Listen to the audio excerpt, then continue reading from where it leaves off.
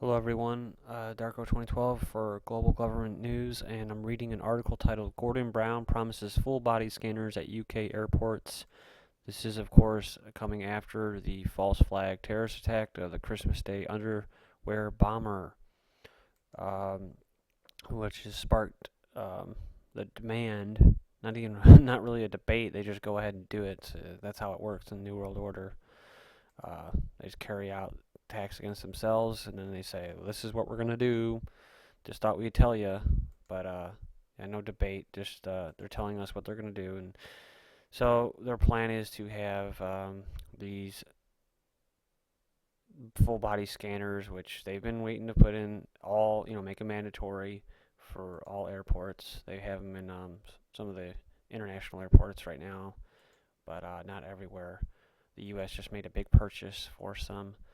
Um, but yeah, it's basically you get to go to the airport now, and you and your loved ones get to have some possible sociopath or creepy TSA transportation agent looking at your naked body, all in the name of preventing the government-sponsored terrorism, right? So they're going to protect you from I guess from phony terrorists, fake terrorists. So just going on to read this. Plus, there's a video down here.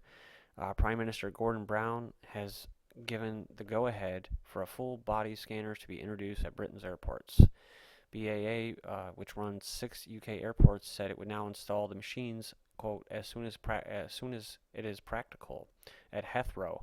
Experts have questioned the scanners' effectiveness as detecting the type of bomb allegedly used in the Christmas Day in an attempted planned attack over Detroit. Yeah, even after they do this, it's not even going to really stop.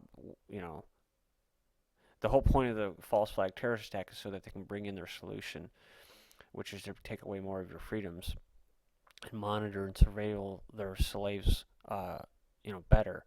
So even after they do take all of your money and steal it from you, and then use it to enslave you more, it's not even going to really protect you from these terrorists that the governments, which are trying to protect you from, are funding and supporting and allowing them to carry out attacks against their own people. So it's a big confusing mess. But in the end, it's not even these scanners aren't even going to be able to detect liquids or powders or that any of the stuff that the drugged up underwear bomber had on Christmas. Speaking on BBC's One Andrew Marr show, the Prime Minister said the government would do everything in its power to tighten security and prevent a repeat of the U.S. attack. Hand luggage protects Nigerian Umar Farouk Abdulmutallab, who is now in custody, is accused of trying to detonate a bomb on a plane bound for the U.S. Mr. Brown said travelers would see the gradual introduction of the U.S.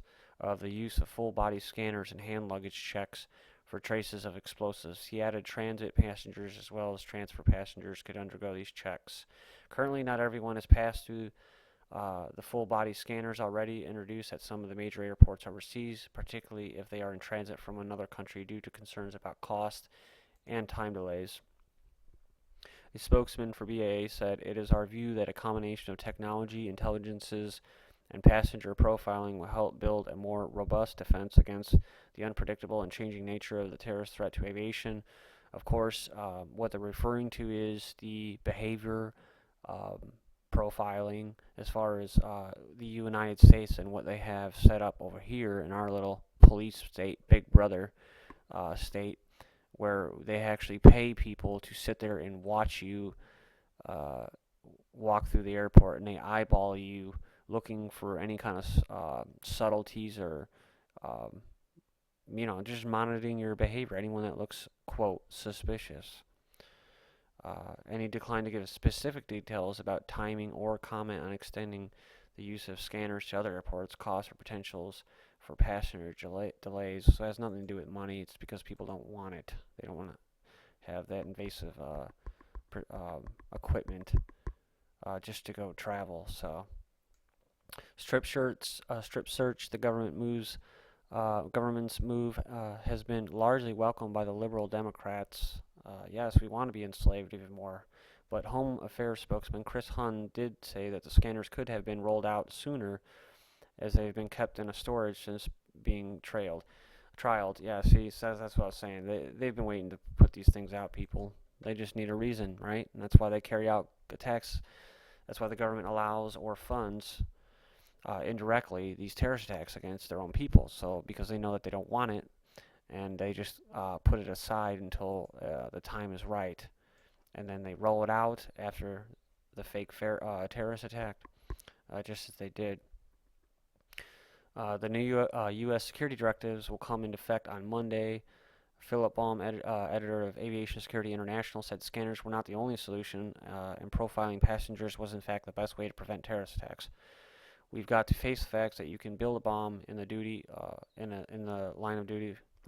a bomb in the duty-free shop after you've gone through screening. Bearing that in mind, we need to look at what people's intent is and not what they are carrying on their persons. On Friday, Gordon Brown announced that he had ordered a review of existing security measures and expected to report within days. The 80,000-pound full-body scanners, which produce naked images of passengers, remove the need for pat-down searches. They work by beaming electromagnetic waves onto passengers while they stand in a booth. A virtual three-dimensional image is then created from reflected energy. Some have voiced concerns about privacy, with campaigners saying that they are tantamount to a strip search. Yeah, of course, they always use this word some. It'll be in every fucking propaganda article that the New World Order and these scumbag elitists put out, right? Is some, as if it's, just a few on the outskirts that disagree with this. But for the most part, they're just going to push their little plan forward because they're assholes. I'm sorry, people. I get frustrated when I hear that word every time. Some have voiced their concerns. The machines are currently being trialed at Manchester Airport, following tests at Heathrow Airport from 2004-2008. Yeah, that's all they're doing. They're just beta testing the slaves to see what they'll put up with. So let's check out the shithead Gordon Brown's comments. Yeah, this is a new threat, a new type of threat, and it's from a new source, which is obviously Yemen, but there are many other potential sources like Somalia, as well as Afghanistan and Pakistan. First of all, in airports, people will see gradually being brought in the use of full-body scanners. They will see checks for explosive traces. That will be done on hand luggage. Transit passengers will also be checked, as well as transfer passengers. And we will do everything in our power to tighten up on the security that is essential.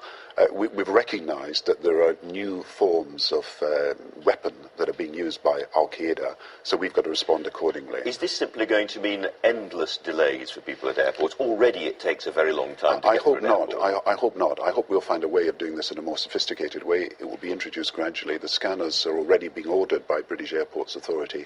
We've acted very quickly. I think we've got to also get back to the source of this, and that is Yemen, Somalia, Pakistan. And we've got to recognise that we've got a group of young people who have been radicalised as a result of teaching by extreme clerics. And we've got to recognise that we're fighting a battle for hearts and minds here as much as everything else. We will work with the American authorities, as General Petraeus is in Yemen at the moment. We will work with them to improve the counter-terrorism of the Yemeni authorities. You're working in what Michael Petula, I think, rightly described as a failing state, and therefore we've got to be very careful who we're supporting and what we're giving them support to do. But there is absolutely no doubt that the conference we'll have in London in January, with a Yemen element to it, will be an important means by which we will help the Yemeni authorities who are fighting terrorism develop the means and will to do this even more. Since you mentioned Yemen, there's been some confusion this morning, Prime Minister, about a statement that came out of Downing Street yesterday saying that you and President Obama had talks resulting in this new British-American cooperation in Yemen. In fact, the word from Washington seems to be that it was just at official level and that it's an American operation to which we are now contributing. Can you clear this up? Actually, the truth is we've been doing this for some time. But had you had talks with President Not Obama directly. about this? No, Not we've directly. been doing this for some time, and we've been working with the Americans to strengthen counter-terrorism cooperation in Yemen.